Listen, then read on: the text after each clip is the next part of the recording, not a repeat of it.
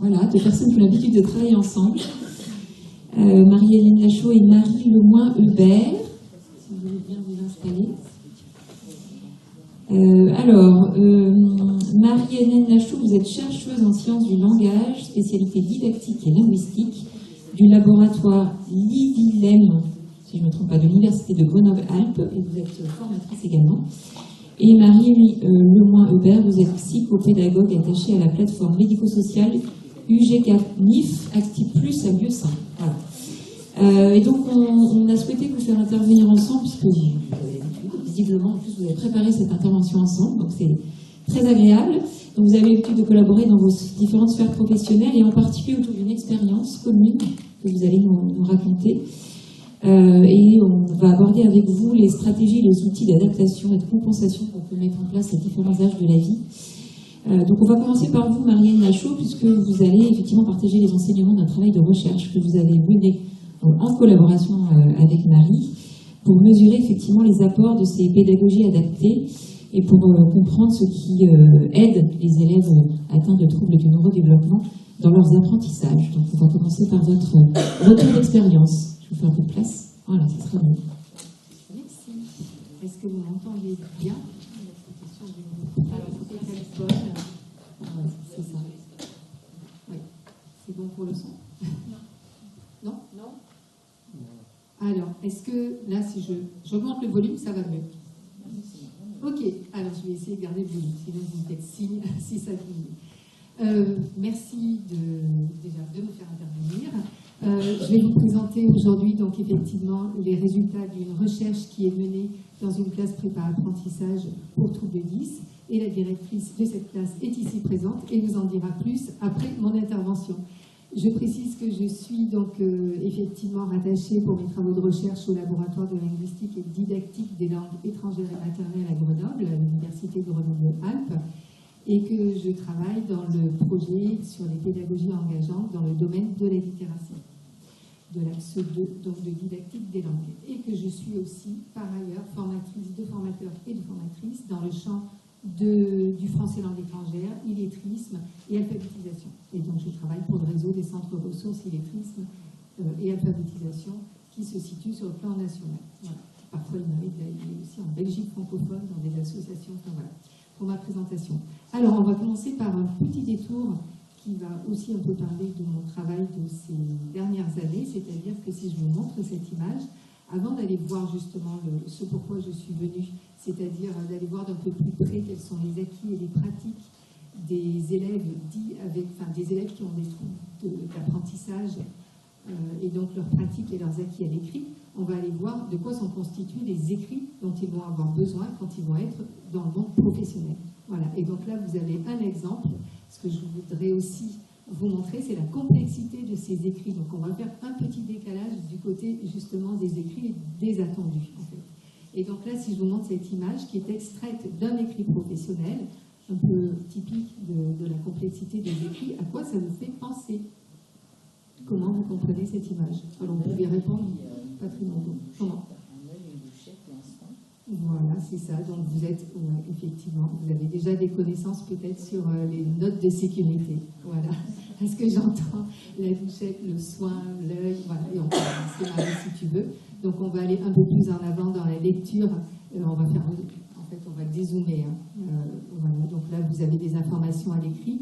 Et c'est pour illustrer que même si on met des images dans les écrits, ça peut ne pas être transparent. Bon, ça peut l'être quand on a les connaissances. Et donc lire, c'est avoir aussi des connaissances sur le contexte, c'est ce qu'on va voir. Voilà, mais ça peut ne pas l'être. Et on peut avancer encore. Voilà, et là vous retrouvez donc le pictogramme dans son ensemble, dans le document qui effectivement est une note de sécurité à destination de personnes qui sont amenées à manipuler des produits. Et donc ça signifie pouvoir rejoindre, en cas de projection, se laver l'œil avec une douchette. Alors, ce qui est vraiment caractéristique des écrits professionnels, c'est que souvent, déjà, il y a une grande variabilité. Ils sont accompagnés par des images, par des symboles, par des chiffres. Là, vous avez un document aussi dont le sens de lecture est multiple. En fait, il y a au moins 2 sens de lecture, de haut en bas et de gauche à droite. Je passe un peu vite parce que ça pourrait faire l'objet d'un deuxième exposé. On peut passer à la suite, Marie. malgré la variabilité, on peut quand même classer ces écrits professionnels dans 3 grosses catégories. En fait, ils varient d'une entreprise à l'autre. Il n'y a pas de norme pour les écrits professionnels. Voilà. Et donc, on peut les classer dans 3 grosses catégories, les listes, les tableaux, et puis ceux qui comportent plutôt du texte. Et en plus, au niveau de ce qui rajoute à la complexité, c'est-à-dire une dimension en plus de la lecture du texte et de l'image, ils apparaissent, mais comme le langage au travail d'ailleurs, hein, ou même dans la scolarité, ça apparaît en arrière-plan d'autres tâches. Et là, d'autres qui nécessitent aussi donc, de mobiliser notre attention, donc là, sur l'image qui est en bas, vous voyez une personne qui est en train d'interagir. Donc il y a à la fois de la lecture, de l'écriture quand je saisis avec un clavier. Typiquement, le poste de réceptionniste, enfin d'une personne qui est à la réception, est en multi-opération. Voilà. Donc c'est juste pour vous montrer, et là on peut aller un petit peu plus loin, je vais parler maintenant de la recherche, voilà, pour vous montrer quel est le bain dans lequel on se trouve tous les jours. Vous avez des écrits dans cette salle, il y en a plein partout en sortant, et vous pourrez aussi peut-être avoir un regard voilà, un peu différent sur de quoi ils sont composés et de cette complexité. Alors, donc là, la recherche, je la mène depuis 2020, donc depuis l'ouverture de la classe. Je l'ai menée auprès de 2 promotions de 2 élèves, de plusieurs élèves, mais de 2 promotions dans cette classe prépa apprentissage. L'objectif de la classe, c'est d'amener les élèves, alors je vais très vite et puis Marie complétera tout à l'heure, mais en tout cas, c'est d'amener les élèves à travailler sur leur projet professionnel et donc voilà, d'aller vers une orientation professionnelle qui soit en lien avec aussi leur potentiel. Et donc moi, pour la recherche, je me suis focalisée sur quels sont leurs acquis, quelles sont leurs pratiques à l'écrit, sachant que, vous l'avez vu, des écrits, il y en a partout dans notre univers social, professionnel. Quelles sont leurs pratiques, quels sont leurs écrits. Je pars de 2 constats. Donc le premier constat, c'est celui-ci, c'est qu'on est, que ce soit au travail ou dans la formation, en fait, on est amené à être évalué aussi avec les écrits. Et le deuxième constat, c'est que les troubles d'apprentissage rajoutent une contrainte supplémentaire de par le vécu et de par ce qui empêche en fait, l'accès à l'écrit. On peut passer à la suite. Alors, la méthode de recherche, donc j'ai mené des entretiens avec les élèves, donc avec 9 élèves répartis sur les 2 années, 5 dans la première promotion et 4 dans la deuxième. C'est une étude qualitative, c'est la microsociologie, parce que le but c'est de comprendre justement, la visée c'est ça, c'est de comprendre comment ils fonctionnent et ce qui les aide. Et donc j'ai mené aussi des observations de séances de formation et puis d'autres entretiens avec les intervenantes et j'ai récolté des documents, j'ai effectué des mises en situation aussi de lecture, d'écriture et j'ai analysé des productions écrites. Alors, on va commencer par leurs pratiques, quelles sont les pratiques personnelles en lecture que j'ai récoltées. Je vois certains d'entre vous qui écarquillent les yeux. En fait, moi, j'ai écarquillé les yeux quand je les ai entendus parce que je ne m'attendais pas à ça. Ils ont tous, en tout cas parmi les 9 élèves, ils sont représentatifs de la classe parce qu'ils ont tous des troubles 10 qui sont représentés, enfin, voilà, tous les troubles 10 sont représentés au niveau des âges aussi, donc ils sont âgés de 16 à 19 ans. Garçons et filles aussi, voilà, au niveau du genre aussi. Et donc, j'ai été étonnée quand j'ai recueilli toutes ces pratiques, alors en lecture comme en écriture, vous verrez après. Leur pratique de lecture, donc ils disent qu'ils lisent avec des tablettes, alors je cite, hein, ils lisent des livres audio, je cite leurs propos, avec des applications de lecture, ils lisent sur mon téléphone, et aussi en version papier. Donc je remarque qu'il y a beaucoup de pratiques, notamment de par l'usage des réseaux sociaux donc pour communiquer, mais aussi des pratiques de la lecture plaisir. Donc quand je marque des romans, la règle de jeu, ça c'est ce qu'ils disent, je retraduis leurs propos. Ils lisent sur Internet, ils lisent des mangas, des forums d'actualité, des bandes dessinées, des fiches de recettes, des affiches publicitaires, et puis un jeune me dit aussi toutes les informations de jeux. En fait, ils lisent et ils disent qu'ils lisent au quotidien en dehors de la classe, mais aussi bien sûr dans la classe, et j'y reviendrai tout à l'heure. On va voir maintenant le résultat de mise en situation de lecture. Donc je vais juste vous montrer, là on peut mettre directement les 3 documents. En fait, j'ai repris pour effectuer ces mises en situation de lecture en début et en fin de parcours, les ingrédients en fait, qu'on va trouver dans les écrits tels qu'ils pourraient les utiliser au travail. Voilà, donc c'est ce qu'on appelle les écrits authentiques, que j'ai anonymisés bien sûr. Mais donc il y a un écrit qui comporte plutôt du texte, un autre écrit qui comporte du texte avec aussi des représentations graphiques, c'est la fiche qui est à droite, et puis celui qui est en bas, il y a une carte géographique, et puis un tableau avec plutôt des chiffres. Voilà. Alors, quand on regarde leurs acquis, justement, à partir de ces mises en situation et de l'explicitation qu'ils font aussi des procédés qu'ils utilisent. Donc, j'ai aussi utilisé les techniques de l'entretien d'explicitation pour accéder à ce qu'on appelle la boîte noire, c'est-à-dire à comment ils font quand ils s'y prennent pour dire. Alors, dans l'ensemble, ils accèdent tous au sens global de ces documents, alors que c'est la première fois qu'ils les voyaient. Ils n'ont jamais travaillé avec, ils n'avaient jamais rencontré avant. Et donc, ils mettent aussi, pour l'ensemble des élèves, des procédures efficaces dès la première mise en situation, c'est-à-dire dès l'entrée dans le parcours. Donc, on peut supposer qu'il y a eu en amont un travail, enfin, c'est quasi sûr, voilà, même si je n'ai pas les informations, mais qu'il y a eu un travail justement pour acquérir tous ces codes. Et ce qui est intéressant, c'est de pouvoir les relever. Donc, on voit que les titres aident à repérer les informations les plus importantes. L'un d'eux précise que les titres en couleur, ça permet surtout de vite trouver le paragraphe. Donc au passage, ça lui permet de gagner en vitesse de lecture et donc d'alléger la mémoire de travail qui peut être occupée à d'autres choses. Les listes à puces aident aussi. Les autres représentations graphiques les aident aussi. On le reverra après avec un portrait plus en détail, comme le plan de circulation ou les dessins. Voilà, ce que j'ai pu remarquer, c'est qu'il y a parfois un manque de connaissance du contexte dans lequel sont produits les documents, par exemple par qui ils sont émis, à quoi ils servent, plutôt la fonction. Et donc tout ça, c'est ce qu'on disait tout à l'heure quand vous avez imaginé, enfin quand vous avez plutôt identifié ce qu'était le premier pictogramme, ce sont toutes des connaissances en fait qui sont à acquérir en plus des stratégies qu'ils mettent en place. Alors on va voir maintenant du côté de l'écriture. Quand je les interroge sur leur pratique d'écriture en dehors de la classe, 2 personnes sur 9 me disent qu'ils n'écrivent pas du tout ou qu'ils écrivent peu. Ils utilisent là aussi le téléphone, des applications, l'ordinateur, mais l'un d'eux dit aussi que la meilleure méthode pour lui, ça reste quand même l'écrit. Alors ce qu'il veut dire, c'est écrire à la main. En plus de l'usage des réseaux sociaux, donc pareil, ils utilisent pour communiquer, il y a une personne qui m'a dit qu'elle avait écrit une autobiographie. Elle dit « une autobiographie sur mon passé, entre guillemets, pour essayer d'évacuer, j'adore ça ». Et elle ajoute « j'écris surtout quand je suis en mode réflexion sur des choses ». Et un autre dit avoir essayé plusieurs fois de commencer à écrire des livres, et j'ai fait aussi beaucoup de pages de présentation de jeux vidéo. Voilà, donc ces témoignages interrogent la perception qu'on peut avoir des pratiques d'écriture quand on a des troubles 10. Et on va voir maintenant quels sont leurs acquis à l'écrit, sachant que les mises en situation que je leur ai proposées en production écrite, c'était texte libre, c'est ce que Marie vous montrera aussi tout à l'heure à travers son expérience. Texte libre ou thème libre, en tout cas, ils pouvaient écrire ce qu'ils voulaient, ou alors écrire une lettre de motivation, parce que je savais qu'ils travaillaient aussi sur la lettre de motivation dès le début, enfin en tout cas dès les premiers temps du parcours. Voilà. Et donc mon objectif, c'était de les mettre en confiance aussi par rapport à la production d'écriture.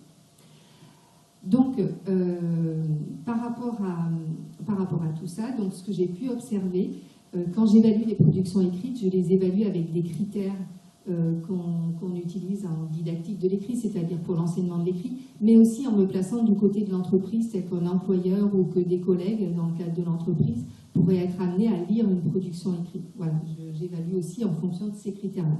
Et donc, ce que je remarque, c'est que pour toutes les productions que j'ai récoltées, c'est-à-dire ils ont tous produit déjà, donc ça déjà c'est un résultat, c'était volontaire, ils n'étaient pas obligés d'écrire, et donc ils ont tous écrit, tous et toutes écrit. C'est à souligner. Et ensuite, dans leurs écrits, l'accès au sens est possible sans l'aide de l'auteur ou de l'autrice. Et ça, c'est très important parce que quand on est au travail ou même en situation d'évaluation, la personne ne sera pas à côté pour vous dire ce qu'elle a voulu dire ou ce qu'elle a voulu écrire. Ensuite, ils expriment tous un message de fond en filigrane du texte. Tous les textes sont structurés. Il y a des implicites là aussi, mais on verra tout à l'heure dans une lettre de motivation que ça ne gêne pas l'accès au sens global.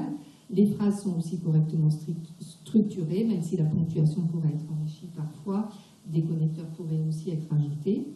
Au niveau des mots, quand je m'intéresse plus particulièrement sur le mot, quand je pose la focale dessus. Donc le vocabulaire est adapté à la situation d'écriture, à la situation de communication. Et les erreurs de transcription qui sont produites dans les mots du fait des troubles d'apprentissage ne gênent pas non plus l'accès au sens du message. Et enfin, au niveau de l'écriture, pour ceux et celles qui ont remis des documents manuscrits ou notamment, je pense à un carnet de bord qui est plutôt de l'écriture pour soi, donc la personne prend des notes pour elle. Je remarque aussi que la graphie, là j'ai pu évaluer la graphie et qu'elle est lisible. Voilà. Donc ils écrivent, elles écrivent, je peux parler de, enfin j'aime bien parler d'écriture aussi, vous avez parlé d'invisibilité, mais de pratiques d'écriture invisible, de même qu'on peut parler des pratiques de lecture aussi, que je vous ai listées tout à l'heure, qui sont invisibles, parce qu'en fait, si je ne vais pas les interroger, si je ne vais pas les chercher, ils ne les nomment pas spontanément. Voilà. Voire ils peuvent dire qu'ils ne lisent pas, ou qu'ils n'écrivent pas. Et donc, c'est autant de connaissances sur l'emploi, de connaissances sur, et d'emploi aussi des normes et des codes de l'écrit qui sont relevés à travers ces pratiques dites invisibles. On va aller regarder maintenant de plus près avec deux portraits. On va grossir le microscope. Avec le portrait de Raphaël et le portrait d'Aurélien. Ces deux portraits sont à la fois représentatifs des jeunes qui ont participé à la recherche, mais ils sont aussi contrastés.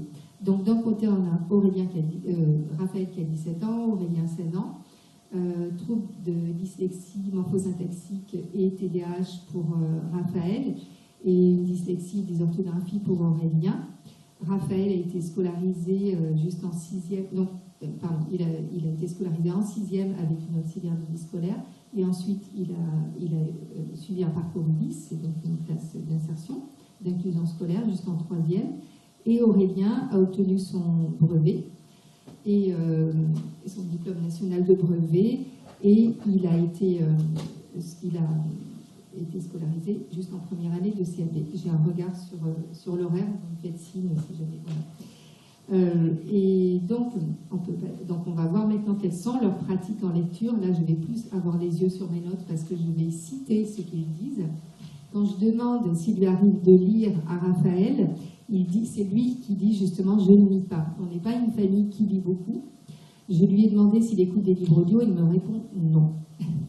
Il dit qu'il n'aime pas lire, mais il dit « s'il y a un truc intéressant, c'est pas un souci, je le lis. Mais il ne faut pas que j'y reste 4 heures, il faut que ce soit court ».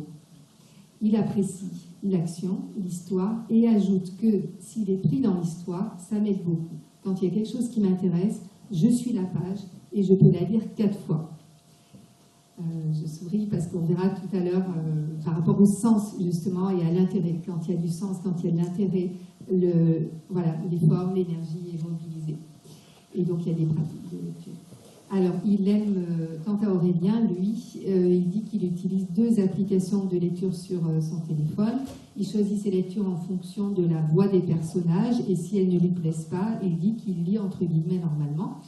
Il explique qu'il lit dans sa tête, pas très vite, mais il dit « ça me permet d'apprendre du langage ». Il aime lire des romans fantastiques, Aurélien, et il précise « un bon livre, c'est un livre qui me plaît tant que l'intrigue me plaît, même si pour d'autres ça paraît niais ou trop facile, moi tant que ça me plaît, c'est un bon livre ». Et à la fin de son parcours dans le dispositif, il convient que comme il est dysorthographique, dyslexique, c'est lui qui dit ça, la lecture m'a toujours posé problème. En fait, je pense que c'était surtout un problème de non-confiance en moi. Alors, quels acquis en lecture pour Raphaël et Aurélien? Raphaël, il dit quand il décrit certains pictogrammes avec précision, il dit « ça me connaît. Mes frères et mes 2 belles-sœurs sont pompiers ». Donc ça veut dire qu'il a acquis ses connaissances des pictogrammes et que ça l'aide justement à accéder au sens global du document parce qu'il a déjà ses connaissances. Enfin, il utilise des éléments qui guident la lecture comme les images. Alors, les images l'aident beaucoup à Raphaël, le code couleur, les panneaux et le plan. Pour Aurélien, lui, la lecture du titre l'aide à repérer la fonction du document, ce qui n'était pas forcément le cas pour Raphaël. Par contre, Aurélien comme Raphaël repère enfin surtout Aurélien, donc du coup de même que Raphaël, repère des indices concrets qui aident l'accès au sens. Donc il dit, et notamment la typographie, donc il dit que les titres l'aident à repérer les informations les plus importantes, c'est lui qui disait ça. Les titres en couleur aussi, ça permet surtout de vite trouver le paragraphe. Donc autant d'habiletés qui, encore une fois, permettent de gagner du temps. Les points les plus importants des paragraphes sont en gras, c'est ce qu'il relève aussi. Il dit que les listes à puces et le plan de circulation, les dessins, l'aident à comprendre la fiche, et il dit c'est plutôt facile parce que toutes les étapes sont rangées par cases. Alors elles ne se succèdent pas de haut en bas. Et il y a un sens de lecture qui est complexe, comme on a vu dans le premier document. Voilà. Donc on retient que bien qu'il ait des troubles d'apprentissage, il aime lire, il lit, il mobilise des stratégies efficaces, et en plus, dans le cas d'Aurélien, il les décrit, il les verbalise. Et on va voir maintenant ce qu'il en est du côté de l'écriture. Alors, oui, tu peux. Oui, oui. Donc, Raphaël, lui, il a écrit une lettre de motivation et il me l'a donnée, donc elle était saisie avec l'ordinateur. Alors, il dit d'ailleurs qu'il préfère, je préfère écrire au clavier, c'est plus rapide, et puis le correcteur corrige tout seul. Des fois, je corrige moi-même, des fois, le correcteur, il voit, et je clique droit et je corrige. Il utilise aussi des logiciels spécialisés. Et donc, quand il a écrit sa lettre de motivation, bon, j'ai un peu approfondi pour savoir comment il avait fait pour l'écrire. Donc, il dit, j'ai écrit nom, prénom, adresse, mail, le numéro de téléphone, dans quoi je voulais travailler. Et puis voilà, puis après, j'ai demandé à mes camarades comment ils pensaient que je pouvais faire. Je leur ai demandé des petits conseils. Après, j'ai tapé à l'ordinateur. Et après, on a un peu corrigé. Donc, Raphaël, en plus d'écrire ce qu'il a écrit, il sait où trouver des ressources, que ce soit humaines ou matérielles, dans le groupe. Il sait les solliciter et il sait les mettre en œuvre. J'évalue donc toujours, enfin voilà, je vais un petit peu plus en détail dans l'évaluation. Donc on voit que sa production, elle est conforme à la situation de communication de la lettre de motivation, parce qu'elle adresse la date, l'objet, le corps du texte aussi. Il y a deux arguments, un but, une construction qui est proche de l'oral, c'est comme ça, qui pourrait être améliorée. Mais bon, ça n'empêche pas l'accès au sens. L'information est pertinente, le type de texte est approprié puisque c'est un texte argumentatif. Donc tout ça, tout ce que je liste là très très vite, ce sont tous des codes qui sont à apprendre. Ça ne s'apprend pas tout ça, enfin, c'est pas acquis. Voilà. Tout ça, c'est. Je tiens quand même à faire une toute petite pause pour souligner que ça veut dire qu'il a appris à le faire. Et la production, je l'ai récoltée en début de parcours. Voilà, donc après au niveau du vocabulaire, bon, bien sûr il y a des implicites aussi, c'est bien d'avoir aussi un regard critique dans le sens d'aller voir un peu ce qui pourrait manquer. Notamment il y a des implicites, on pourrait lui demander quel type d'engin il aimerait conduire. Il dit j'adore travailler en extérieur, pareil, on pourrait dire voilà, peut-être qu'il a des expériences de travaux en extérieur. Quand je regarde du côté de la maîtrise de la langue, on voit que le système des temps est pertinent, il utilise le passé et le conditionnel. Des temps aussi tout à fait appropriés à la situation de communication. Les phrases sont construites avec des connecteurs. La morphologie verbale et l'orthographe sont correctes dans l'ensemble. Et les erreurs qu'il y a, comme par exemple j'aimerais, il manque le S, ou parce que ça ne gêne pas l'accès au sens. C'est ce qu'on voit, donc ça illustre vraiment ça. Et sur le plan matériel, les éléments sont bien répartis sur la feuille, dans l'espace. La ponctuation est partielle, mais les idées sont réparties par paragraphe. Donc cette production illustre vraiment la présence de savoir-faire qui sont déjà là. Et on va voir maintenant avec le portrait d'Aurélien une autre production un peu différente, puisque là, alors je ne sais pas si vous arrivez à lire un petit peu, oui. En commentant, de toute façon, je vais aussi un peu dire ce qu'il a écrit. Donc lui, c'est pareil, c'est une production que j'ai récoltée en début de parcours, en début d'année. Et il a plutôt écrit un texte imaginaire. Alors Aurélien, il dit, plus je bosse avec papier et crayon, plus les mots que j'apprends rentrent, et moins je fais de fautes. Donc il aime bien écrire. En tout cas, ça l'aide. Contrairement à Raphaël, il dit aussi, j'ai jamais aimé l'ordi. Il y a un correcteur, j'ai jamais trop aimé la facilité, en fait. Ces deux portraits contrastés, ça m'amène à dire aussi qu'il y a une variabilité, ça m'amène à la singularité. C'est-à-dire qu'il peut y avoir des troubles qui sont diagnostiqués avec le même nom, mais que chaque personne apporte la variabilité en fonction aussi de son fonctionnement et de ce qu'il est. Alors, il dit qu'il utilise l'ordinateur quand j'ai des gros papiers à écrire, quand il doit écrire des CV, des lettres de motivation. Et donc, alors, si on regarde d'un peu plus près le récit qu'il a écrit, donc sur le plan de la connaissance des implicites du récit, donc c'est ce qui est entouré, sa production est conforme à la situation d'écriture là aussi, l'effet est réussi, le vocabulaire spécifique du récit imaginaire. Il y a des dragons, il y a des pierres précieuses, il y a des mages. Voilà, il est présent ce vocabulaire. Les verbes qui sont soulignés en début de phrase guident la progression du récit, ce qui fait que même s'il n'y a pas de paragraphe, on a quand même, on est guidé en tant que lecteur ou lectrice dans la progression, dans la cohérence du récit, la progression chronologique.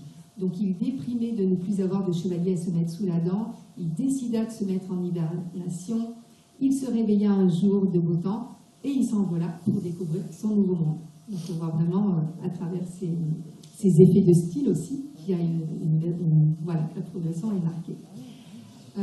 Sur ce qui facilite l'accès au sens, on voit que les informations choisies et la progression sont cohérentes, comme je viens de le dire, le vocabulaire est adapté, le registre est bien celui de l'écrit aussi, il n'est pas celui de l'oral.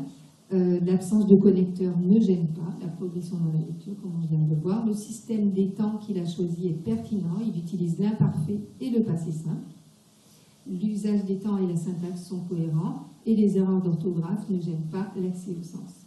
Et sur le plan matériel, on voit que le texte est réparti, il y a une marge, il est réparti sur la feuille, le titre est en haut de la page, il saute des lignes aussi, le texte est aéré et la graphie est visible. Donc l'analyse de cette production, en plus de ce que dit Aurélien de ses pratiques d'écriture, montre un intérêt pour l'écriture, montre aussi ce qu'il sait faire, et en plus de la manière dont il en parle. Alors, on se rapproche de la fin, c'est-à-dire que quand je m'entretiens avec les élèves, quand je m'entretiens avec les intervenantes, ce que j'observe, c'est qu'en fait, ils lisent et ils écrivent plus facilement quand il y a 3 ingrédients, à savoir le sens, la créativité et la confiance. Alors, par créativité, ce que j'entends, c'est un espace dans lequel, un espace, changeant avec Marine, on parlait aussi d'autonomie, c'est ça, dans lequel ils vont pouvoir justement exprimer qu'ils sont, un espace un peu de liberté, dans lequel ces élèves ont la possibilité de créer, c'est-à-dire d'imaginer, de réaliser quelque chose de nouveau. Donc ce sont à la fois les pratiques d'écriture personnelle et de lecture personnelle qu'on a vues tout à l'heure, et c'est aussi ce que les intervenantes remarquent, c'est-à-dire que l'une d'elles dit 3 ou 4 apprenants ont commencé à écrire des chansons de rap. Voilà, donc partir aussi sur d'autres modalités d'écriture, bien que le projet soit relié au domaine professionnel, mais partir et écrire dans d'autres champs, ça libère aussi un espace et donc ça mobilise des savoir-faire. Ou encore, à propos de l'écriture d'un récit, une autre intervenante dit il y en a qui ont pris des heures et des heures à écrire ce texte parce qu'ils avaient envie de passer du temps. La confiance, c'est celle qui s'instaure dans la relation à soi, dans la relation aux autres, j'y reviendrai tout à l'heure, par des moyens qui sont mis en place par les intervenantes dans la classe, notamment quand elles disent que l'orthographe ne compte pas. C'est aussi ce que les élèves soulignent. Et aussi en partant de l'oral pour aller vers l'écrit, et c'est ce que vous montrera aussi Marie Lemoine tout à l'heure, juste après, très concrètement. Et enfin, le sens, il est associé au plaisir de faire et d'apprendre. Ils apprécient de lire et d'écrire quand il y a un intérêt pour eux. Ça, c'est une phrase que j'ai relevée chez une intervenante, et puis vous avez entendu les autres quand j'ai parlé des élèves qui parlent justement notamment Raphaël, qui n'aime pas lire, mais quand même, quand ça l'intéresse, il lit. Voilà, et ce qui les aide dans leurs apprentissages, donc qui est rassemblé dans ce schéma. En filigrane, en fait, il y a vraiment la notion de confiance et de relation qui apparaissent. Donc la confiance est le fait de, je cite, maintenant je vais davantage les citer, avoir confiance en moi, c'est ce que dit Aurélien, reprendre confiance en moi, c'est ce que dit Clémentine, une élève qui est employée comme fleuriste dit aussi qu'elle ose plus facilement demander aux clients quand elle est dans le magasin. Elle dit quand par exemple je ne sais pas comment on écrit quelque chose, je leur pose tout simplement la question, je ne suis pas déstabilisée. Et ça lui permet d'écrire. Ils retiennent aussi l'aide et l'écoute pour 6 élèves sur les 9, l'aide et l'écoute des intervenantes, l'effet de groupe, le petit effectif de la classe, ça aussi c'est une chose à souligner, c'est-à-dire que l'effectif a un impact sur le vécu dans la classe. Pour Camille, se sentir accompagné et protégé aussi pour Aurélien, le fait de savoir que tout le monde est 10, même les encadrants, tu n'es pas entouré par des gens qui se moquent de toi à chaque fois que tu fais une faute, il n'y a pas de jugement, il n'y a pas de critique. Donc tout ça, voilà, ça souligne l'aide et l'écoute. Et ensuite, il y a aussi un autre aspect qui les aide dans leurs apprentissages. Alors, ce qui les aide dans leurs apprentissages, en fait, je les ai recueillis au moment des entretiens, à la sortie du dispositif et 1 an après leur sortie du dispositif. Donc, il s'est passé une année pendant laquelle ils ont vécu ce qu'ils ont vécu en dehors du dispositif. Et donc, une autre chose qui les aide aussi, c'est mieux connaître son fonctionnement. Et c'est notamment, Aurélien dit, comprendre notre cerveau, savoir comment on réfléchit. J'ai appris à me concentrer sur moi, à avoir moins peur. Et mieux connaître son fonctionnement, c'est aussi mieux savoir communiquer. Et une autre personne dit, mieux comprendre, s'adapter aux personnes, savoir comment elles fonctionnent. Et c'est aussi mieux connaître ses atouts, par exemple pour une élève qui parle de ma patience, ma rigueur, l'observation, le calme, elle ne savait pas que c'était des atouts. En fait, hein. Voilà, tout cela l'aide à la fois dans sa relation avec le groupe, mais aussi dans sa relation quand elle est dans le monde du travail, parce qu'il y a des périodes de stage et autres. Et pour les approches pédagogiques, ils retiennent plus particulièrement la sophrologie, les exercices. Ils disent comment ça peut nous aider quand on est paniqué. Ils disent aussi les aides pour le stress et les petits exercices qu'ils nous ont donnés pour nous aider à nous calmer. Ou encore les manières de travailler, d'aborder le français, d'aborder les maths, la grammaire en couleur et les cercles de parole. Alors, il manque la diapo de conclusion, mais on peut aller sur la diapo de merci de la fin, comme ça vous allez voir 2 photos prises dans la classe. Et en conclusion, je vais revenir sur 2 aspects que je retiens particulièrement de cette recherche. C'est d'une part que la mise au jour de toutes ces pratiques, de tous ces acquis à l'écrit que montrent les élèves avec trouble 10. Donc ça permet d'ouvrir un espace déjà dans les apprentissages, un espace dans lequel ils vont pouvoir construire et co-construire, c'est ce que va vous montrer Marie ensuite, à partir de tout ce qu'ils savent déjà faire. Et donc d'ouvrir par là même un espace dans lequel ils vont pouvoir s'engager, se positionner, et ceci en lien avec les attendus du monde professionnel. Et le deuxième point que je retiens particulièrement, c'est que la mise en relief de toutes ces pratiques et de tous ces acquis permet aussi de décaler un peu le point de vue, c'est-à-dire qu'il pourrait être focalisé sur les troubles d'apprentissage, sur leurs troubles, à un autre point de vue qui, lui, va envisager la personne à la fois dans sa singularité, comme on a pu voir dans les 2 portraits qui sont contrastés, mais aussi dans sa globalité, pour mettre la personne au centre. Je vous remercie. Merci. Alors, vous êtes venu, si je ne me trompe pas, avec la directrice de l'établissement qui vous a accueilli pour ce travail de recherche, et je crois l'avoir repérée, voilà, elle est au milieu. Est-ce que vous pouvez apporter votre témoignage complémentaire, vu par vous, cette expérience? Alors, le micro, il y en a un là-haut. Bon, de la salle, c'est bien aussi. Oui, je peux porter. Merci Marie-Hélène. Oui, c'est une expérimentation qu'on a menée 4 années en lien avec le ministère du Travail, puisqu'on relevait du plan d'investissement dans les compétences du ministère du Travail. On a créé donc une prépa apprentissage. Notre objectif est d'accompagner des jeunes de 16 à 19 ans pour qu'il y ait une tranche d'âge cohérente et des jeunes qui sont en rupture avec le système scolaire traditionnel, qui sont diagnostiqués avec un trouble du neurodéveloppement et plus particulièrement et plus spécifiquement du trouble 10, sachant qu'on avait également quand même des jeunes qui étaient diagnostiqués avec un autisme Asperger ou d'autres troubles, mais que vraiment le focus était sur le trouble 10. Et c'était des jeunes, dans la majorité, qui relèvent du milieu ordinaire. Donc des jeunes qui pourraient poursuivre leurs études, qui néanmoins sont en rupture avec le système scolaire parce qu'ils ont des troubles des apprentissages, mais ils pourraient tout à fait poursuivre, en tout cas, son trouble majeur. Ce qui a été important pour nous, c'est de travailler sur leur orientation professionnelle. Donc on avait 2 piliers, l'orientation professionnelle et le savoir-être, qui pour nous était primordial. Ce n'est pas une année scolaire, hein, ils n'ont pas fait de maths, de français proprement parlé, ils ont vraiment travaillé leur savoir-être et leur orientation. Et ce qu'on a pu constater après 4 années d'accompagnement, je dis 4 années parce qu'en fait le ministère arrête les prépas apprentissages, donc on arrête l'accompagnement de ces jeunes, on va maintenant maintenir une activité d'accompagnement des entreprises à l'insertion des neurotypiques. Ce qui a vraiment fait sens pour la majorité des jeunes, c'est le sens qu'on a donné aux apprentissages, c'est le plaisir, hein, on reprend cette notion de plaisir, de créativité, et la reconnaissance. Savoir qu'il y a des gens qui croient en nous et qui ont confiance dans nos capacités. Donc ces 3 thématiques-là ont été hyper importantes.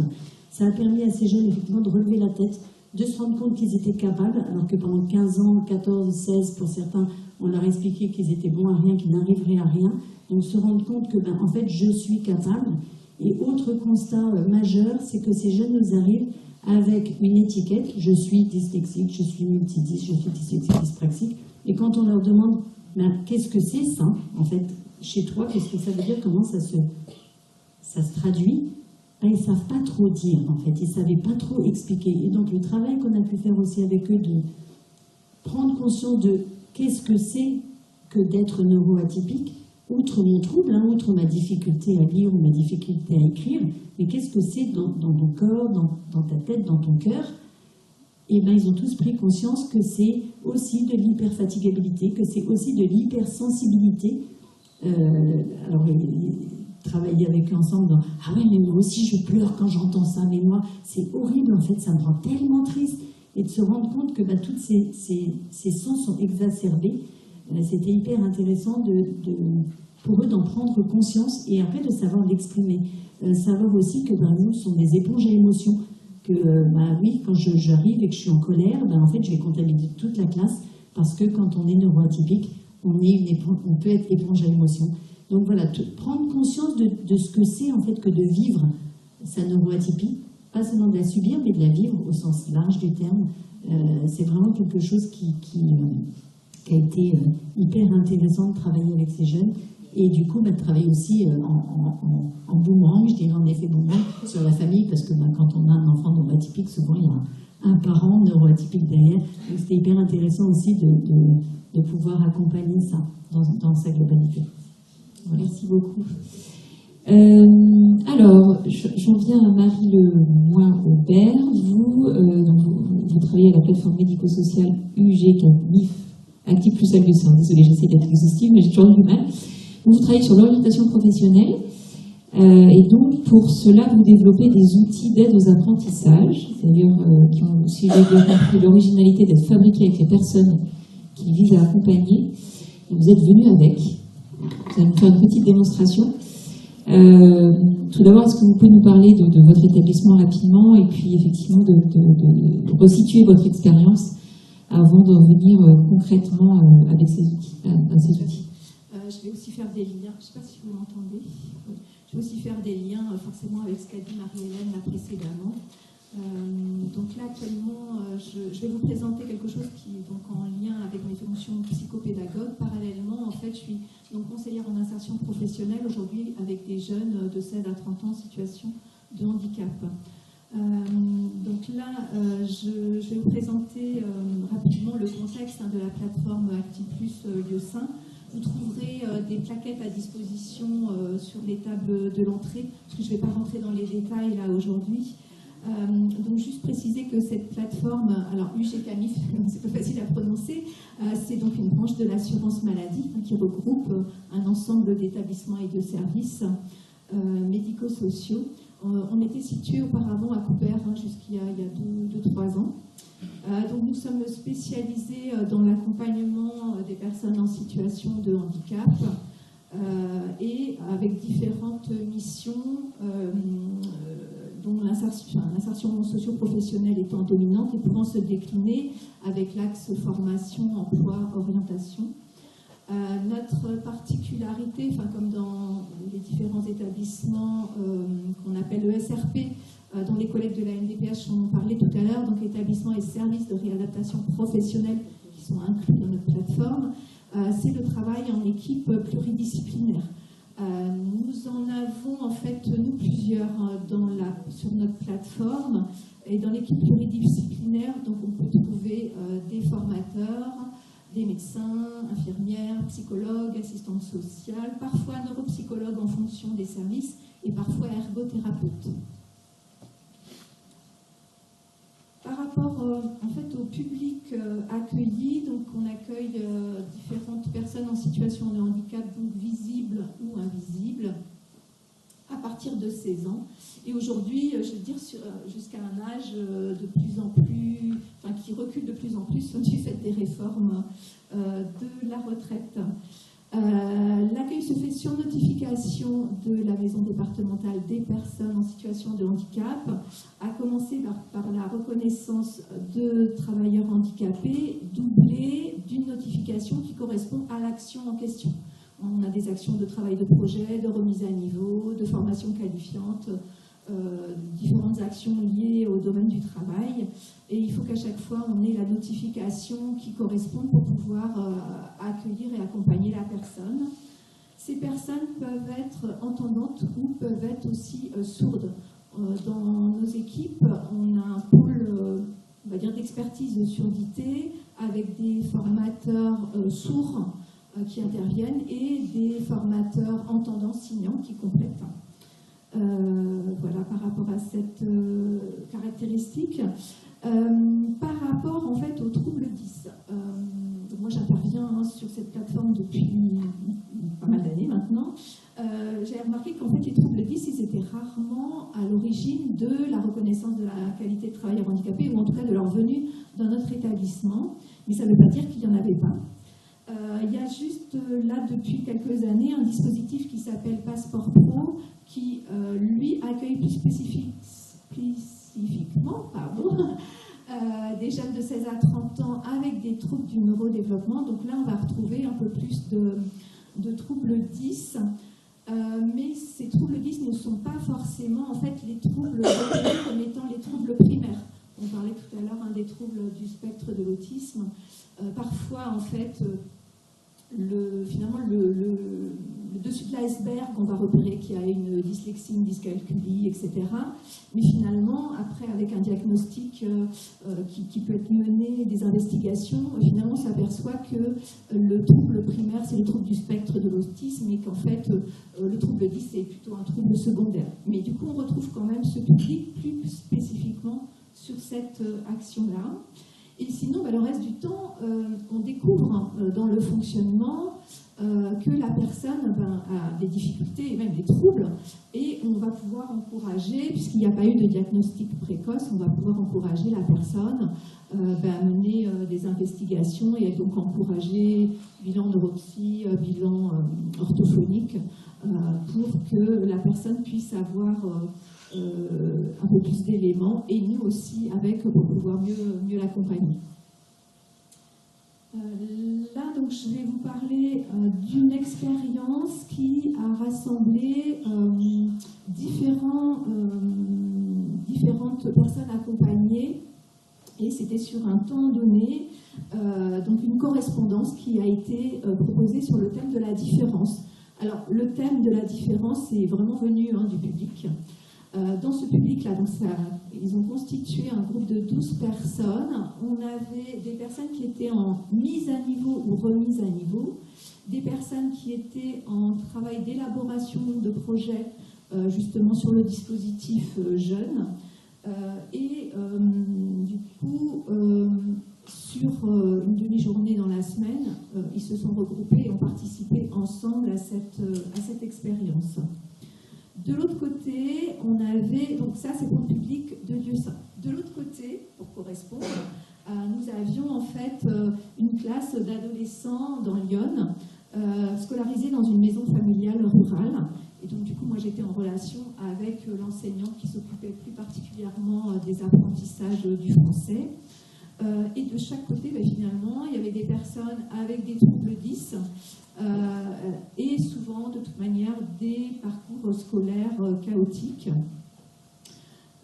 Et sur cet aspect de correspondance, en fait, on a travaillé aussi bien l'expression orale, l'expression écrite, la lecture, l'utilisation des outils numériques pour pouvoir après effectivement transmettre par le biais numérique les échanges qui se faisaient entre les deux publics. Pour le public de Lieu-Saint, il y avait différents objectifs. C'était d'être sur du développement personnel avec l'idée de favoriser l'expression personnelle et développer l'écriture aussi de ces personnes. Alors, j'ai utilisé une approche éclair, donc c'est une approche que je partage avec Marie-Hélène et pour laquelle on échange aussi, on fait régulièrement des échanges de pratiques. Donc éclair, c'est un acronyme, hein, ça veut dire écrire, communiquer, exprimer, réfléchir. Cette approche, donc, elle a été conçue par Noël Ferrand et aujourd'hui largement diffusée depuis 2010, je crois, Marie-Hélène, par tes soins. On vous laissera aussi des plaquettes, je crois qu'elles sont là à disposition. Je vais en parler un petit peu plus loin, donc ça vous donnera des éléments concrets peut-être sur comment elle fonctionne. Et à travers ça, c'était essayer de faire gagner les personnes en estime de soi, confiance en soi. Ça permettait de travailler en parallèle sur le potentiel d'apprentissage, hein, à travers la communication écrite orale, dont la lecture, il y avait tout le travail sur les codes du français écrit, travailler forcément sur la prise de parole, l'idée d'apprendre en faisant et d'apprendre aussi avec ses pairs, c'est-à-dire qu'on sortait un peu du système académique, où du coup, c'est pas forcément un formateur ou un enseignant qui est présent qui va diffuser le savoir, mais il va bien se partager en fait entre les différentes personnes présentes. Dans ce potentiel d'apprentissage, il y avait l'idée d'aider à développer la créativité pour la mettre au service d'outils qui pouvaient du coup faciliter l'apprentissage des participants, de développer les pratiques numériques, etc. Sur d'autres objectifs, on était sur des interactions sociales, des échanges intergénérationnels, puisque chez nous, on pouvait avoir des personnes qui étaient autour de un âge maximum autour d'une cinquantaine d'années, et de l'autre côté, des jeunes de 12-15 ans. Donc tout ça rentrant dans l'objectif de développer des compétences sociales. On était aussi sur les compétences transversales, compétences attendues aujourd'hui en entreprise, quel que soit le métier. On a besoin de savoir faire un certain nombre de choses, d'utiliser l'écrit, le numérique, travailler en équipe, s'organiser, etc. Et donc là-dessus, nous on s'appuie sur le référentiel européen qui s'appelle RECTEC, c'est encore aussi un acronyme. Donc ça veut dire reconnaître les compétences transversales en lien avec l'employabilité et les certifications. Ce référentiel, il est assez intéressant, donc je le mets aussi à votre disposition, dans le sens où il peut convenir aussi bien justement à une personne en situation d'illettrisme qu'à quelqu'un qui a un bac plus 5. Parce que du coup, il va y avoir suffisamment d'éléments qu'on va retrouver partout qui sont attendus en entreprise et qui vont pouvoir être travaillés de manière très personnalisée. Pour l'organisation du coup sur le sein, les 12 personnes étaient rassemblées donc sur une demi-journée, une fois par semaine, et sur une durée de 5 mois. Donc là, cette expérience elle a été menée de février à juin 2022. De leur côté, sur la maison familiale de Bron, ils avaient leurs propres objectifs avec l'enseignante et ils travaillaient vraiment à leur rythme. Et chacun s'est occupé de sa propre organisation. Ce qui a été intéressant, c'est qu'on a fait rencontrer les deux publics à un moment sur une demi-journée, c'est-à-dire que nous, on s'est déplacés avec le groupe de Lieu-Saint, on s'est déplacés à Gron, après du coup, cet échange de correspondance que je vais vous détailler un petit peu plus. Et là, on s'aperçoit que du coup, on peut échanger peut-être parfois aussi plus facilement sur ses troubles, ses difficultés, son vécu, quand on n'est pas en face à face et qu'on ne connaît pas forcément les personnes, mais quand on se retrouve en face des personnes, il y a un petit temps en fait, d'adaptation et de pouvoir renouer un petit peu le contact, mais c'est un support aussi intéressant pour ça. Par rapport, finalement, on n'est pas parti comme ça, allez, écrivez ce que vous voulez sur le thème, il y a des collégiens en face, hein, on est vraiment parti sur qu'est-ce qui est en jeu, quel rapport on peut avoir à l'écrit déjà les uns et les autres. Donc moi j'ai questionné avec eux les représentations qu'ils pouvaient avoir de l'écrit en général. Donc pour eux, qu'est-ce que c'était qu'écrire, qu'est-ce que c'était que lire, qu'est-ce qu'ils pouvaient en dire, tout en sachant que j'ai utilisé différents supports pour pour les amener à s'exprimer oralement dans un premier temps sur le sujet. Et faire le lien aussi que ce rapport-là à l'écrit, ben, il est plus ou moins chargé d'émotions et il peut être même très chargé d'émotions. Et en parallèle, je prenais des exemples de personnes qui avaient vraiment traversé des grandes difficultés avec des troubles et des situations d'illettrisme que finalement elles portaient au grand jour en ayant publié des livres. Et je les mets aussi à leur disposition. Ces livres sont là aussi, je vais vous en parler. Alors, qu'est-ce que j'utilise comme support, puisque l'idée, c'est de partir, de libérer l'expression, finalement, au démarrage.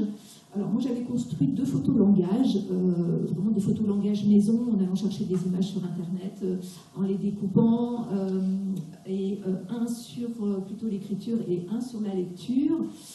Il s'avère que ce support permet aux personnes d'aller prendre 1 ou 2 images que je mets à disposition et de pouvoir justement parler plus facilement de leur rapport à l'écrit, tout en sachant que dans ces images, on peut trouver l'écriture galère par exemple, ou la lecture avec l'idée que le livre, c'est juste un marchepied pour accéder à une étagère pour certains, et pour d'autres, ça va être justement l'aspect plaisant, l'aspect plaisir qui va ressortir.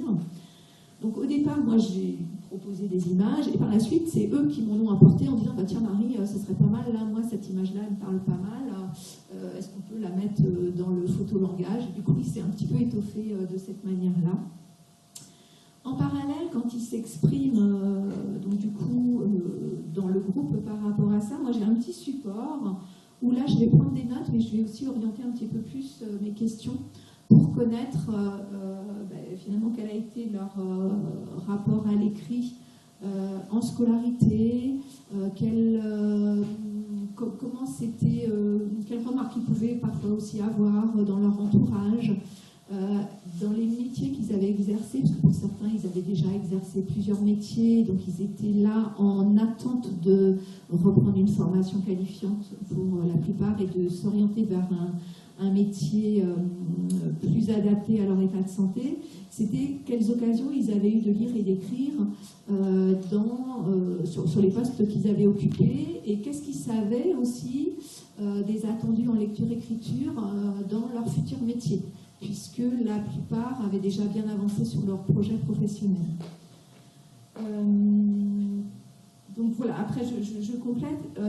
Alors, je ne faisais pas forcément ça au début de mes pratiques professionnelles, et je me suis aperçue qu'à un moment donné, moi je vantais assez facilement la lecture qu'ils allaient pour la plupart retrouver avec différents documents en formation qualifiante, et je me suis aperçue un jour que parler de lecture c'était très compliqué avec une personne que j'avais dans la salle, parce que le livre, en fait,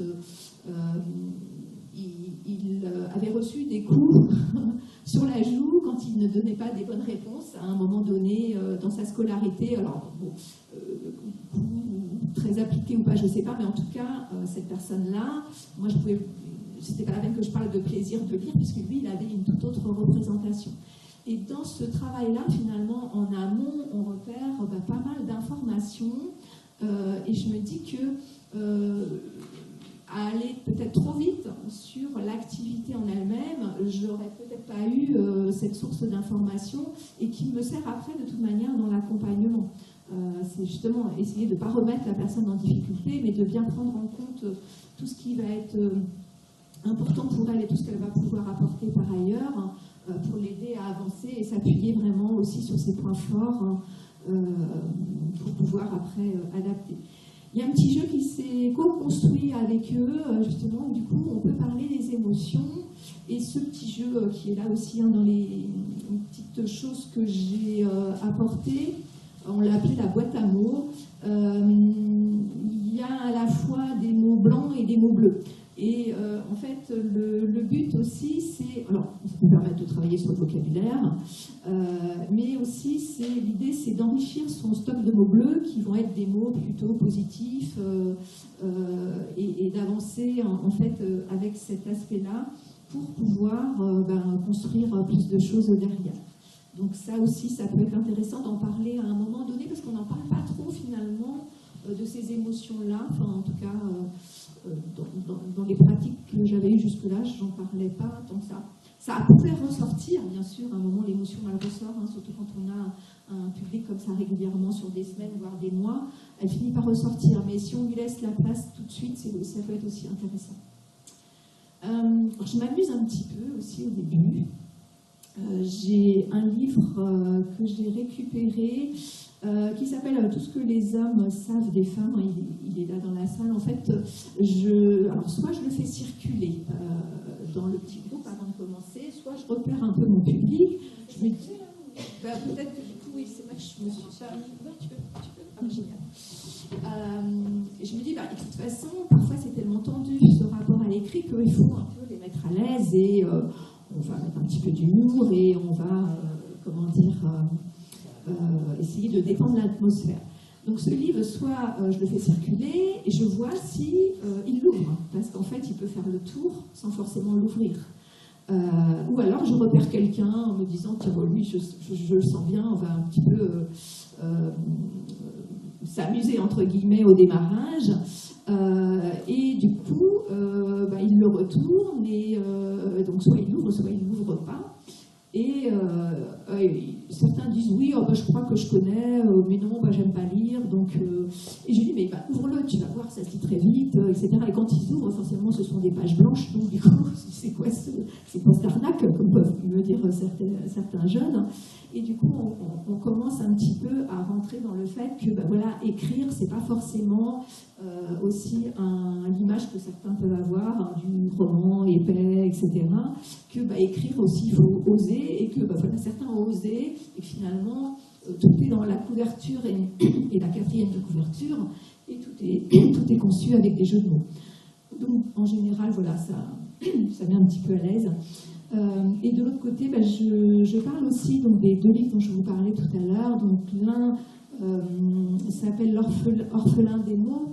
Il a été écrit par Gérard Louviot, je crois qu'il y a même eu un film, ou en tout cas des documentaires après. Et cette personne donc, a appris à lire très tardivement, et finalement il y a eu un diagnostic 10 qui a été posé aussi très tardivement. Alors je trouve intéressant d'en parler parce que ce monsieur a été à un moment aussi en situation confronté au handicap physique et a été amené à entreprendre une reconversion professionnelle.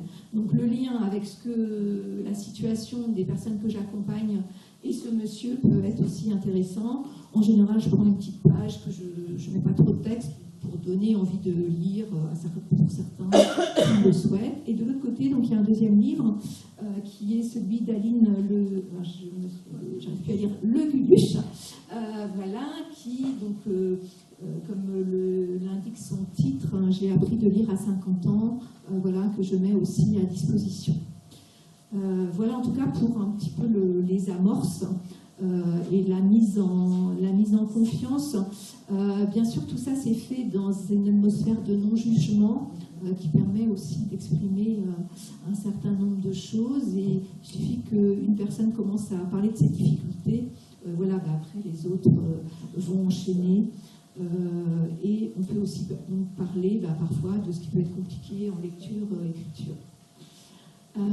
Pour la correspondance qui s'est faite donc, sur le thème de la différence, c'est pareil, même chose. Je suis partie du groupe. Et vous, dans ce thème, c'est vous qui l'avez choisi. Qu'est-ce que vous mettez derrière ? Et donc finalement, il n'y a pas de censure. On note tout ce qui ressort. Et en fait, voilà les différents thèmes qui sont ressortis.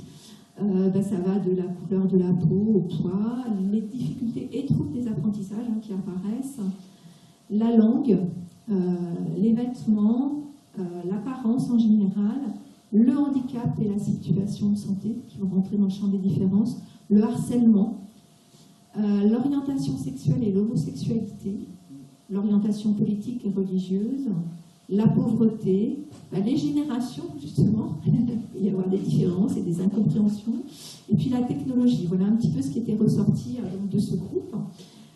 Et ces éléments-là avaient été vraiment gardés en tête parce que, effectivement, ça pouvait être des sujets pour lancer en fait la correspondance selon les souhaits de chacun. À partir de là, du coup, c'est donc l'approche éclair dont j'ai parlé rapidement tout à l'heure qui va rentrer en jeu. Alors, l'approche éclair, alors Marie-Hélène, elle vous donnera bien plus de détails et de compléments que ce que je vais vous dire. Moi, je l'ai peut-être aussi un petit peu adapté avec les années. J'ai rajouté des éléments finalement par rapport aux besoins du public. L'approche éclair dit, finalement, vous pouvez écrire les mots comme vous les voyez ou comme vous les entendez dans votre tête.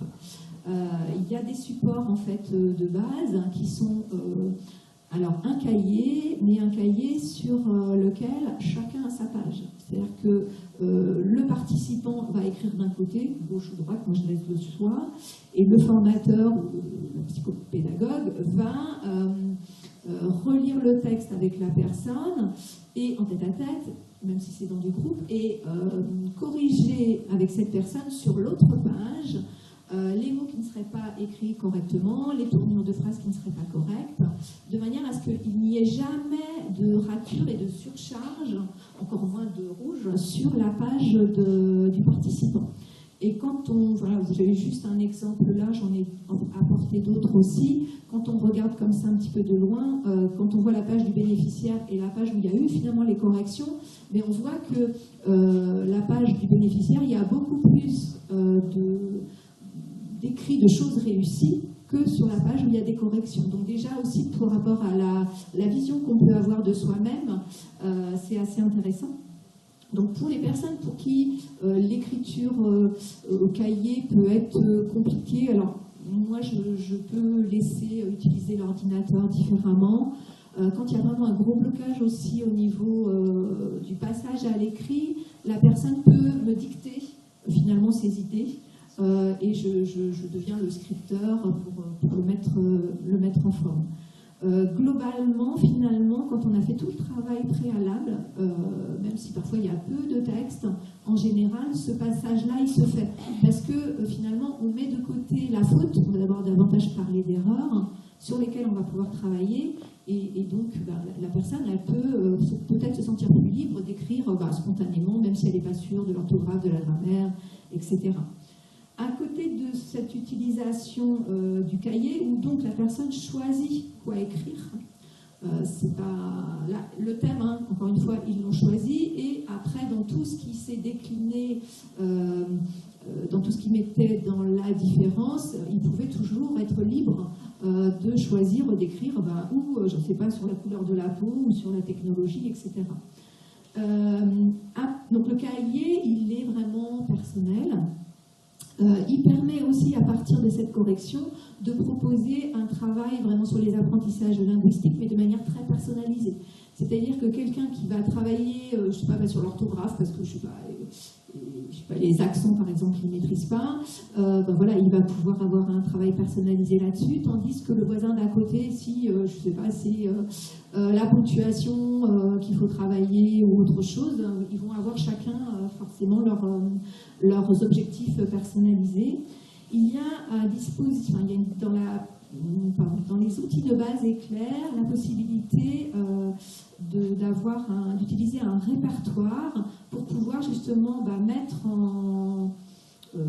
en forme les règles et de pouvoir utiliser ce répertoire aussi souvent qu'on peut, parce qu'un répertoire, ça peut tenir dans une poche, ça peut tenir dans un sac, et ça devient l'outil personnalisé du participant. Il y a aussi un classeur collectif.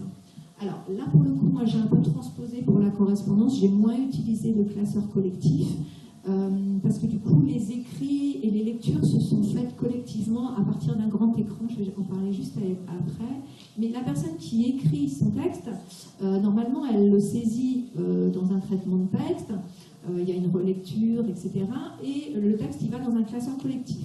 Et elle peut lire ce qui est dans le classeur collectif, c'est-à-dire les textes des autres, à partir du moment où elle va accepter aussi de mettre des écrits à elle. C'est vraiment ce contrat où je peux lire si j'accepte d'être lu. Et donc l'ordinateur qui sert à la mise en forme des textes. Du coup, du répertoire, moi je suis partie de ma pratique en me rendant compte que finalement ce répertoire, il était utilisé que partiellement. Et finalement, en échangeant avec les jeunes, parfois on se fait des petites choses comme ça, à part sur le cahier. Et petit à petit, on est venu à proposer qu'il y ait des co-constructions d'outils, donc du coup complètement personnalisés, qui pouvaient venir ou en appui du répertoire ou carrément le repasser, parce que c'était plus ça qui était avec lesquels les personnes pouvaient s'impliquer en tout cas. Le but, c'est que de toute manière, avec tout ça, Éclair et ces outils-là, ça puisse faciliter l'autonomie de la personne. Qu'elle ait des troubles 10, qu'elle soit en situation d'illettrisme, c'est transposable finalement à différents publics. Donc, quand je vous disais, j'ai adapté un petit peu, on s'était mis d'accord avec le groupe, c'est que les écrits, donc une fois qu'ils avaient été écrits sur le cahier pour la plupart, donc ils étaient toujours mis en forme sur Word, mais ils pouvaient être partagés à partir d'un grand écran en fait, qu'on avait dans la salle et qui remplaçait finalement ce classeur. Ça permettait de projeter les écrits qui n'étaient pas encore partis à groupe par voie numérique, et donc alors les rectifications, ils avaient généralement pu être faits avant, mais s'il en restait, on pouvait se servir là, de cet aspect-là. Ça permettait surtout aux membres du groupe de prendre connaissance de ce qu'avaient écrit les voisins d'à côté. Et puis surtout, l'idée de la correspondance, on n'envoie pas comme ça des textes individuels, comme ça de manière brute, avec écriture collective, avant de pouvoir envoyer les correspondances du côté des jeunes collégiens. De l'autre côté, quand ils recevaient le courrier de Lyon, on pouvait aussi projeter sur grand écran, et là des personnes, c'était aussi surprenant dans le bon sens, des personnes qui n'étaient pas forcément très à l'aise en lecture, finalement ont pris dans le jeu de certains qui avaient envie de lire à voix haute, se sont pris finalement dans le fait que j'essaye, et que finalement quand j'essaye ça se passe pas mal parce qu'on ne juge pas, on ne critique pas, et que du coup je continue, quoi. Donc une fois qu'on s'était bien mis d'accord sur le contenu, est-ce que voilà, c'est lisible de l'autre côté, c'est eux qui géraient donc la boîte mail, j'avais créé avec eux une adresse mail, et du coup de pouvoir envoyer par eux-mêmes. Alors pour en venir là de manière plus détaillée à qu'est-ce qui a pu être fabriqué en parallèle, donc il y a par rapport à la créativité des outils individuels qui ont pu être créés. Donc c'est vraiment les outils qui peuvent aider après pour les apprentissages. Alors il y en a qui sont connus, qu'on peut retrouver sur les sites, comme les porte-clés qu'on appelle pédagogiques, où là, pour faciliter la mémorisation de certaines règles, si on utilise peu de texte, de la couleur, et au verso, on avait même avec eux mis un code couleur, bleu pour telle, je sais pas, grammaire, rose pour la conjugaison, etc. Et ce petit porte-clés-là, c'est pareil, comme le répertoire, il peut facilement aller dans une poche. Et le but, c'est de relire de temps en temps, en fait, les petites règles. De l'autre côté, certains avaient créé des flashcards. Après, on est allé un petit peu plus loin pour fabriquer des pochettes, parce que du coup, dans la créativité aussi, il y a toutes les idées qu'ils peuvent apporter pour l'enrobage, on va dire, des outils. Et moi, j'ai toujours laissé libre cours en fait à ça. Donc là, c'est pareil, des petites fiches qui se faisaient en fonction des besoins. Dans mon sens. Donc ensuite, on a eu des outils qui étaient individuels, mais qui avaient demandé un travail collaboratif, et qui s'est fait aussi assez spontanément.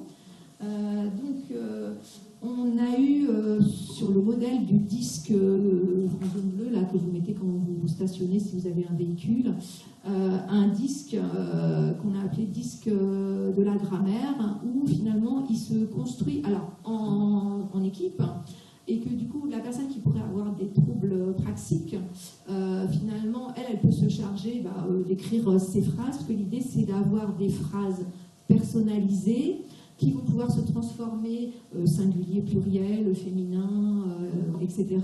Et de pouvoir de repérer les liens avec les mots qui vont ensemble et donc les accords grammaticaux.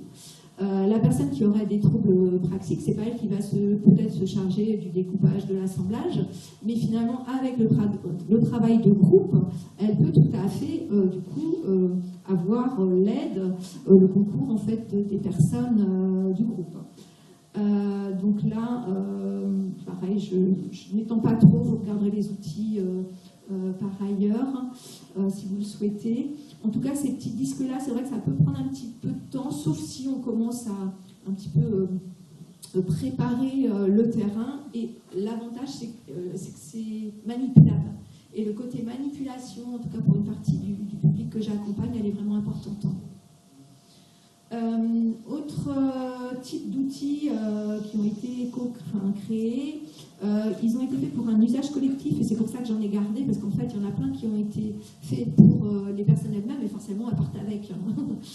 Et les outils individuels que j'ai, c'est plutôt un peu des brouillons. Voilà. Alors ce que j'ai pu garder, et ça je me dis si j'avais pas fait ça, finalement, je n'aurais pas permis à la personne de se mettre en valeur par rapport à des savoir-faire. Il y a une personne qui a inventé finalement le dé des pronoms personnels. Alors, il a été fait à partir de matériaux de récup. Hein. C'est un dé qui était utilisé pour les bébés, là, vous savez, pour toucher, avoir les bruits, le côté sensoriel, etc. Il avait été dépouillé de tout ça. Et là, elle et d'autres mélangeaient un peu les pronoms personnels, qu'est-ce que c'est, on mélange avec les déterminants, enfin tout ce jargon finalement qui peut échapper à des personnes qui n'ont pas les savoirs de base, ou enfin, pour qui c'est pas important tout simplement de revenir là-dessus. Et donc, c'était une ancienne couturière qui ne pouvait plus travailler dans son métier, mais qui a proposé de faire ce dé. Donc c'est un dé qu'elle a pris des chutes de tissu, elle l'a donc habillé et elle a brodé les fameux pronoms personnels et c'est devenu un outil de travail dans le groupe et qu'elle m'a laissé en partant. Donc c'est aussi, quand on dit éco-construction, faire appel à la créativité, c'est faire appel à des savoirs qu'ils ont, que moi j'aurais pas pu mettre en avant finalement par ailleurs, mais qui du coup devient un savoir au service du groupe. Il y a eu sinon des dominos imagés, donc là on retrouvait des photos de l'UGCAM, parce qu'il y a certains arrivés en bus à l'UGCAM quand on était à Coubert, et ça permettait d'associer de l'image avec un petit peu de texte, toujours des phrases, c'est eux qui les créent, qui les imaginent, et de pouvoir travailler de cette manière-là sur les homonymes, quand est-ce que j'écris travail avec deux L, quand est-ce que j'écris travail avec un L, et de pouvoir associer en fait la phrase avec le mot souligné à une image qui peut être en lien avec leur futur travail. Pareil avec des jeux de couleurs au verso, au recto, au verso, oui c'est ça, de l'autre côté. Voilà un petit peu pour des exemples d'outils, il y en a plein d'autres. Et du coup, en laissant cette porte ouverte-là, il y en aura toujours des différents qui se créent et qui conviendront à la personne et pas à son voisin finalement. Je voudrais terminer en vous livrant quelques extraits de cette correspondance. Donc là, j'ai commencé par un extrait de ce que dit Elliot, à 14 ans. Donc lui, il est sur la maison familiale de Bron. Il parle donc de sa différence invisible en disant je suis multidis. De ce fait, je me sens différent et sans arrêt, je me compare aux autres. Je passe mon temps à simplifier ma communication. Phrase courte, mots simples. Ma dyslexie est un handicap à vie. Elle me freine parfois pour évoluer, mais ça n'est qu'une question de temps pour que j'apprenne à l'apprivoiser complètement. Donc en fait, là, j'ai pris des extraits, il disait un petit peu plus de choses, mais donc lui, c'est vraiment se saisir de ce thème de la différence pour parler de ce qui le concerne, mais dire en fait, j'ai pas fini de l'apprivoiser et voilà, mon chemin avec elle va se poursuivre de toute manière et il faut que j'arrive à l'apprivoiser, c'est le terme qu'il utilise. Dans le jeu de réponse, dans cette correspondance, j'ai pris l'exemple de Valérie, 39 ans, qui répond justement à Elliot, qui lui dit que sa présentation l'a beaucoup touchée, car elle est elle-même maman d'un petit garçon de 7 ans qui a des troubles 10 et qui est dysphasique, donc en lui expliquant que c'est un trouble sévère du langage oral. Il lui explique que la rentrée au CP avait été très difficile et compliquée pour lui. Il n'arrive pas à communiquer avec ses camarades. Et là, ce que je trouve intéressant, donc c'est cette maman de 39 ans qui demande à ce jeune de 14 ans des conseils pour qu'on puisse tous les deux, à distance, l'aider à s'épanouir et surtout à accepter sa différence. Donc on a tendance à penser que dans les relations intergénérationnelles, c'est les plus jeunes qui demandent des conseils aux plus âgés. Là, c'est pas forcément ça. Et que du coup, l'inverse aussi, en tout cas, a été possible dans ce cas de figure-là. Donc après, ça a continué.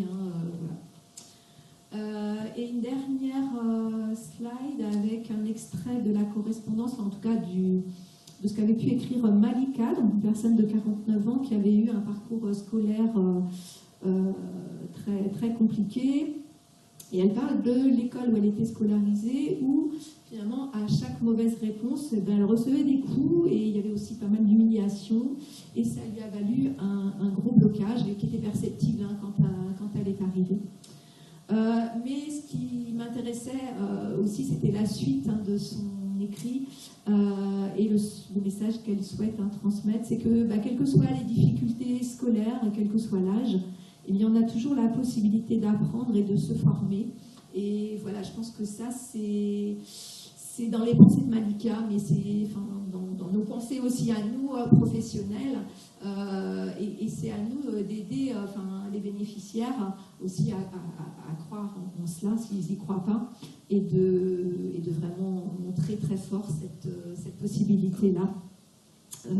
Voilà. Ma petite conclusion, alors j'ai essayé de faire une petite recette de ce que j'appelle le savoir partagé, d'où ma photo, mon image de démarrage, le sidecar, là c'est pas mon véhicule de service du tout, c'est l'idée de montrer qu'en travaillant côte à côte, il se passe aussi des choses différentes, et qu'en tout cas dans cette recette du savoir partagé, en tout cas en formation, qu'on soit 10 en situation d'illettrisme ou qu'on ait d'autres types de difficultés, l'adaptation de l'environnement, il est important. Pour pouvoir se faire confiance, il faut déjà pouvoir être en confiance pour exprimer des choses, et il faut qu'on puisse faire confiance à ces jeunes. Et donc, petit à petit, pour ceux qui ont vraiment perdu en confiance, c'est vraiment important de les aider à se refaire confiance en eux-mêmes. La possibilité d'exercer sa créativité, on révèle, cette créativité révèle vraiment des savoirs, des savoir-faire, et devient une aide, puisque ça permet de créer ses propres moyens de compensation, ces petites astuces en tout cas, dont ils peuvent se servir pour avancer. Il y a l'idée aussi de pouvoir laisser la personne aller à son rythme. Alors c'est vrai que parfois, à l'école, en formation, même dans le travail, il y a les attendus, il y a la notion de rentabilité ou de faire les choses dans les temps. Finalement, avec ce type d'approche, chacun peut aller à son rythme. Et ça m'a fait penser à ce que disait Célestin Freinet, que ce n'est pas en poussant sur les salades qu'on les fait pousser plus vite, et que aussi en laissant le temps aux personnes, que ce soit des enfants ou des adultes, eh bien, on peut laisser apparaître en tout cas pas mal de potentiel. Trouver du sens, Marie-Hélène, elle en a parlé tout à l'heure, il faut qu'il y ait de l'intérêt aussi pour faire les choses, et plus il y aura d'intérêt, plus il y aura d'implication. Et moi je termine sur la notion de plaisir, prendre plaisir à faire soi-même et à apprendre. Si on en arrive là, c'est top, et du coup ça, c'est aussi un ingrédient majeur dans tout ça. Voilà, moi je vous ai présenté là une approche sur Actiplus Lieusaint, il y en a d'autres. Ces co-constructions, finalement, elles peuvent aider donc à développer l'autonomie. Moi, je reviens vraiment sur cette notion-là qui est importante. J'ai testé aussi avec des enfants, ça marche super. Ça peut se faire à la maison et ailleurs. Et en tout cas, voilà. Merci. Alors, y a-t-il des questions? On arrive à la fin de la matinée, je vous rassure, on va déjeuner, mais y a-t-il des questions? des témoignages complémentaires, des réactions. Je pense que tout le monde commence à... Peut-être, du coup, je vais me réadresser à vous, Marie-Hélène. On voit bien l'affiliation, y compris dans les termes utilisés dans les dernières diapositives, par rapport à ce que vous nous avez présenté tout à l'heure. Qu'en pense la chercheuse?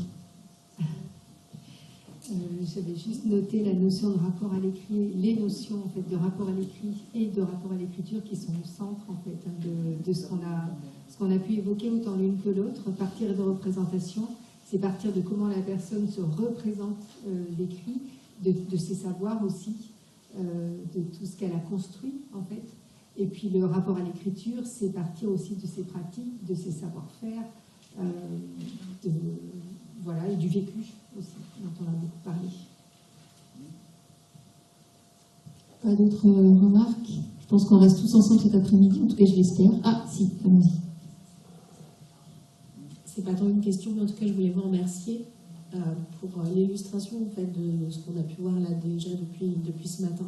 Et c'était vraiment très riche parce que, en tout cas pour moi, ça m'a permis d'avoir des images concrètes de cet accompagnement et finalement de toute cette démarche face à des personnes qui peuvent être en difficulté.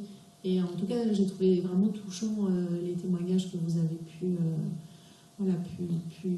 nous proposer et qui sont très en lien. Merci beaucoup en tout cas. Ce sera peut-être le mot de la fin de la matinée, pour vous applaudir aussi. Les échanges peuvent évidemment, et c'était pour ça, continuer pendant le déjeuner.